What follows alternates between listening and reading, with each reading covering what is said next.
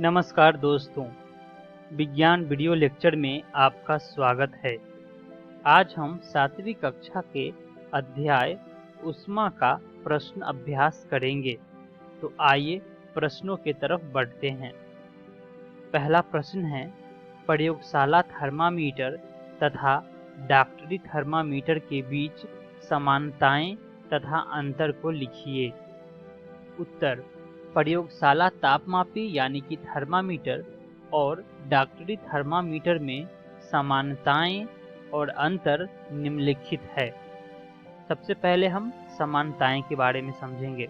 दोनों का सिद्धांत ताप से पदार्थ फैलते हैं एक समान है।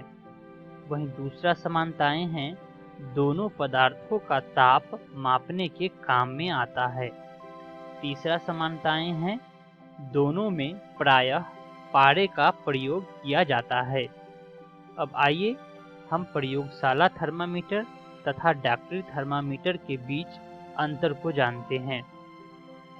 प्रयोगशाला तापमापी का ताप परिसर -10 डिग्री सेल्सियस से 110 डिग्री सेल्सियस के बीच होता है, जबकि डॉक्टरी थर्मामीटर का ताप परिसर 35 डिग्री सेल्सियस से 42 डिग्री सेल्सियस के बीच होता है। दूसरा अंतर है, प्रयोगशाला तापमापी में बल्ब के पास कोई विभंग या किंक नहीं होता है, जबकि डॉक्टरी थर्मामीटर में यह पाया जाता है। अगला प्रश्न, ऊष्मा चालक तथा ऊष्मा रोधी का प्रत्येक के उदाहरण दीजिए। उत्तर, ऊष्मा चालक के उदाहरण होंगे लोहा, चांदी, तांबा। वहीं ऊष्मा रोधी के उदाहरण होंगे कांच, प्लास्टिक, सूखी लकड़ी। अगला प्रश्न, सर्दियों में एक मोटा वस्त्र पहनने की तुलना में उसी मोटाई का कई परतों का बना हुआ वस्त्र अधिक उष्णता क्यों प्रदान करता है? व्याख्या कीजिए। उत्तर, मोटे वस्त्र की तुलना में उसी मोटाई का कई परतों का बना हुआ वस्त्र अधिक उष्ण यानी कि गर्म होता है, क्योंकि कई परतों के बीच वायु भी विद्यमान होती है और वायु ऊष्मा की कुचालक होती है।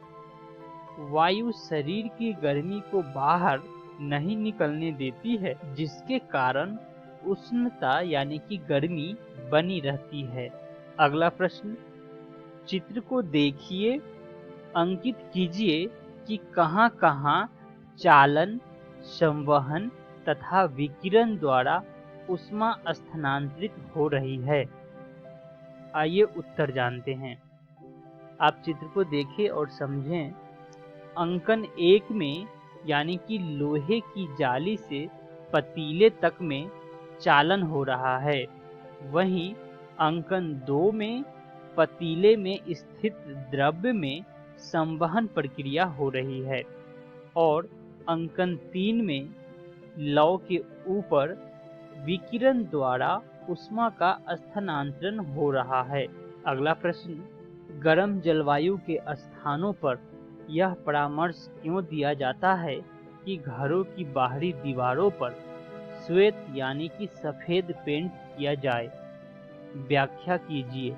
उत्तर, इस परामर्श के पीछे वैज्ञानिक दृष्टिकोण है।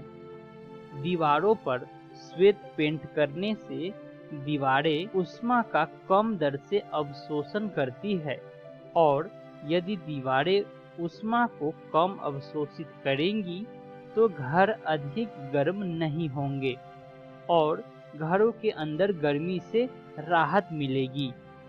अगला प्रश्न, क्या स्पर्श की इंद्रियां विश्वसनीय होती है? उत्तर, नहीं, स्पर्श की इंद्रियां विश्वसनीय नहीं होती है। अगला प्रश्न, डॉक्टरी थर्मामीटर में कौन सा द्रव प्रयुक्त होता है? उत्तर, डॉक्टरी थर्मामीटर में पारा नामक द्रव प्रयुक्त होता है। अगला प्रश्न, डॉक्टरी तापमापी यानी कि थर्मामीटर का ताप परिसर कितना होता है? उत्तर, डॉक्टरी थर्मामीटर का ताप परिसर 35 डिग्री सेल्सियस से 42 डिग्री सेल्सियस तक होता है। वहीं यह फ़ारेनहाइट स्केल में 94 डिग्री फ़ारेनहाइट से 108 डिग्री फ़ारेनहाइट तक होता है। अगला प्रश्न, उपयोग करने से पहले तापमापी यानी कि थर्मामीटर में पारे का तल किस अंकन पर होना चाहिए? उत्तर, उपयोग करने से पूर्व तापमापी में पारे का तल 35 डिग्री सेल्सियस से नीचे होना चाहिए। अगला प्रश्न, क्या डॉक्टरी तापमापी यानी कि थर्मामीटर से गर्मा गर्म चाय का ताप नोट किया जा सकता है? उत्तर, नहीं, डॉक्टरी थर्मामीटर से गर्मा गर्म चाय का ताप नहीं नोट किया जा सकता है। अगला प्रश्न, किस तापमापी में पारे का उपयोग नहीं किया जाता है? उत्तर, अंकीय तापमापी में पारे का उपयोग नहीं किया जाता है। अगला प्रश्न, ऊष्मा का प्रवाह किस दिशा में होता है? उत्तर, ऊष्मा का प्रवाह उच्च ताप वाली वस्तु से निम्न ताप वाली वस्तु की ओर होता है। अगला प्रश्न, सूर्य से ऊष्मा हमें किस विधि द्वारा प्राप्त होती है?